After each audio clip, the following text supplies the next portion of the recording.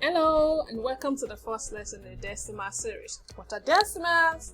So what numbers do we call decimals? Decimals are numbers whose whole number and fractional part are separated by a decimal point. Okay, so decimals are actually different ways of writing mixed fractions. Okay, so when we have, this is the whole number part, for example, you have this number is 326.471. This is the ones, or what we call units, the tens, the hundred, and the thousand. You see, as we move from right to the left with our own number, it increases, isn't it? Tens is more than unit, and 100 is more than tens. But as we move from the left to the right with the digits after the decimal, it actually reduces. Okay, what does this mean? And that's why we don't call the digits after a decimal point as numbers. You don't say 32.43. No, because this 43 is not up to 1, and that's why we say 32.43. How less than 1 the value after the digit after the decimal point is depends on their place value. So the tenth, this is tenth, for instance, means divided by 10, 1 over 10. The hundredth is divided by 100. You see why I say it reduces? And the value here means it is divided by 1,000. Okay, so something divided into thousands and something divided into 10, which one is bigger? This is bigger because these are smaller pieces, isn't it? We've done that in fractions lesson. So the digit, the place of this, of the digit after the decimal point tells you how smaller than 1 this is. So with this example that I have here, 32.43, this is 32 whole number. This is 32 whole number. Now this is a fractional part, 43. This 4 actually means the value of this 4 is 4 over 10 because it is 4/10.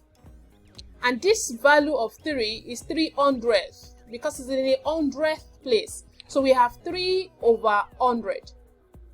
So how do you determine the place of this one? Just like we have here, we start from units to tens to 100 to 1,000. It goes the same way here, except the fact that we don't have units. It's not up to 1, remember? So we start from tens. You just write the T with the TH now, because we write tens, as T, right?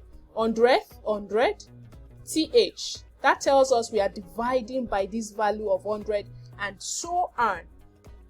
So let's see the examples that we have. 25.2. This is 25. That's a whole number. And the decimal point is separating it from its fractional part. How less than 1 is this 2? What place is this 2 in? And how many digits do we have after the decimal? Just 1. So I have just the 10th. Okay? So which means that this is 2 over 10. Is that not so? The value here is 2 over 10. More examples.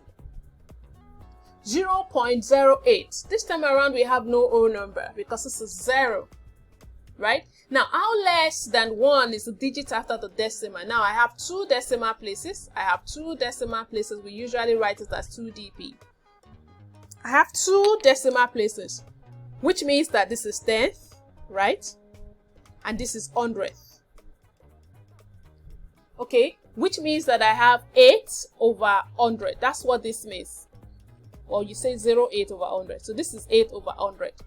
That's how less the value of these digits after the decimal place is. Let's see more examples. You understand this a lot better when we begin to convert decimals to fraction. 147.123. 147 is complete. We have 147 whole number, right? 147 whole number, right? So now I have 1, 2, 3.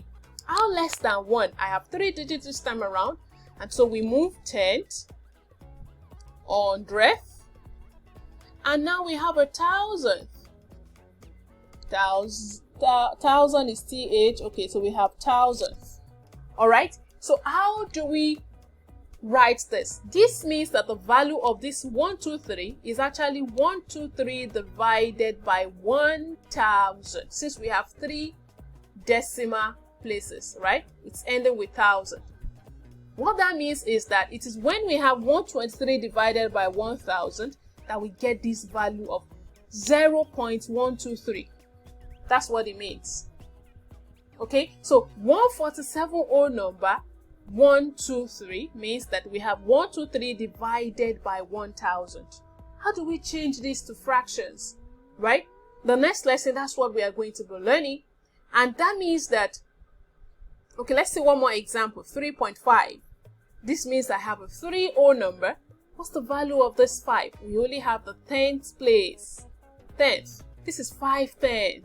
So that means I have 5/10. That's the value of this digit after the decimal point. After the decimal point. And so keep in mind that the digits after the decimal point are less than 1. They're not up, even if it is when you start using a calculator, even if you have 20 digits after the decimal, they are less than 1. Okay? The place of the digit tells us its value. So you want to identify the place of each digit to know the value. And in the case of converting it to fraction, which we will be doing in the next class, you will see how we can easily convert decimal numbers to fractions. Please keep a good note and don't forget to take your quiz. See you in the next class.